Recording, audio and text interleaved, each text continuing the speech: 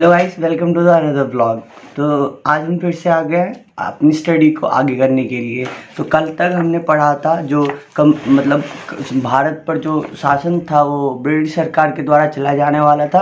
उसके लिए उन्होंने बहुत सारे कानून को पारित किया था। जैसा कि पहला कानून था 1772 का रेगुलेटिंग एक्ट, पर ये सफल नहीं हो पाया था, फिर यह सही ढंग से नहीं चल पाया। तो उन्होंने 1784 में पिट्स ऑफ इंडिया एक्ट लाया। अब हम आगे पढ़ेंगे इसको लेके। तो चलिए, मैं छोटे छोटे भागों में पढ़ता जाऊंगा और मैं आपको समझाता जाऊंगा। तब तक आप ब्लॉग को कंटिन्यू करो।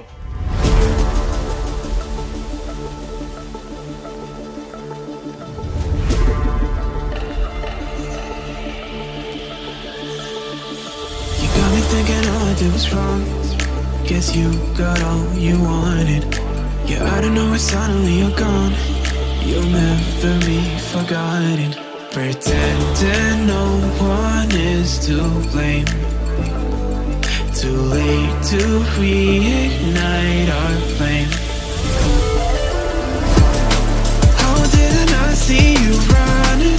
How did I get left behind? How did I not see this coming? Guess all you left me run.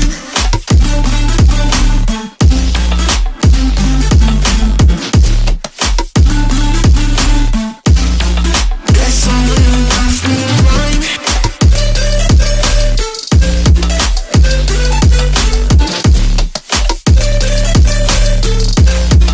Guess all you left me run. How did I not see you running? जैसा कि अभी तक हमने पढ़ा था, पिट्स of India act के तहत भारत में तो शासन चलने लगी, लेकिन कंपनी का जो एकाधिकार था वो लगातार बना रहा था, जो कि मतभेद का कारण बना हुआ था दूसरे व्यापारी वर्ग और कंपनी के व्यापारी वर्ग के बीच में। कहीं न कहीं इस पर सरकार की निगाहें बहुत टाइम से जमी हुई थी, जिस पर ध्यान देते हुए संसद ने 1813 के चार्टर एक्ट के अनुसार भारतीय व्यापार पर कंपनी का एकाधिकार को समाप्त कर दिया। यानी कि अब इंग्लैंड का हर वो व्यक्ति भारत के साथ व्यापार करना चाहे तो कर सकता है, और वो कहीं ना कहीं आंतरिक लड़ाई जो जड़ से उत्पन्न हो रही थी उसे ही समाप्त कर दिया। लेकिन भारत के साथ चाय का व्यापार एवं चीन के व्यापार पर कहीं ना कहीं कंपनी का ही एकाधिकार अभी तक था।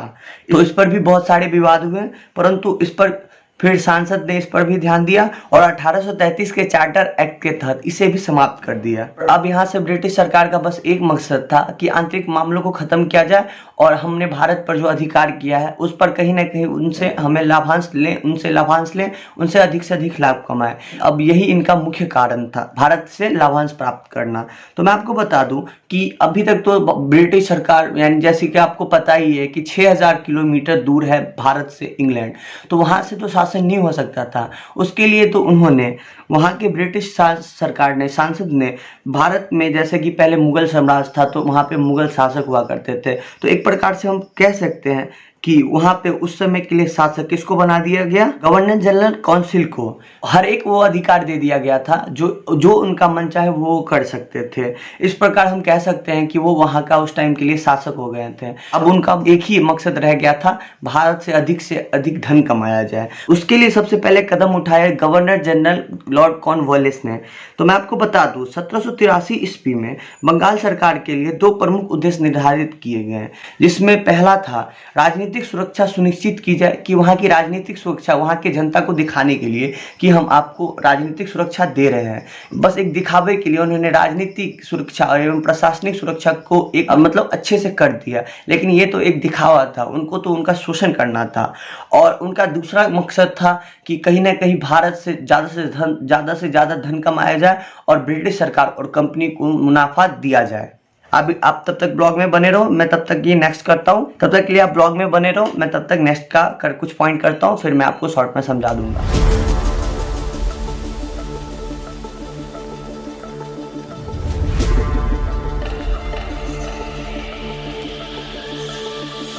You got me thinking all I did was wrong. Guess you got all you wanted. Yeah, I don't know why suddenly you're gone. You'll never be forgotten. Pretending no one is to blame. Too late to reignite our flame. How did I not see you running? How did I get left behind? How did I not see this coming?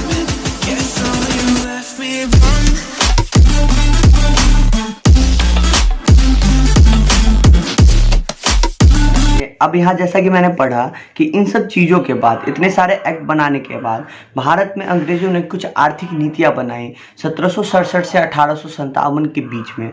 इसमें सबसे पहली थी एक वाणिज्यिक नीति। जैसा कि आपको पता ही था 1600 ईस्वी से 1757 ईस्वी तक कंपनी मतलब आई थी भारत के साथ बस व्यापार करने के लिए।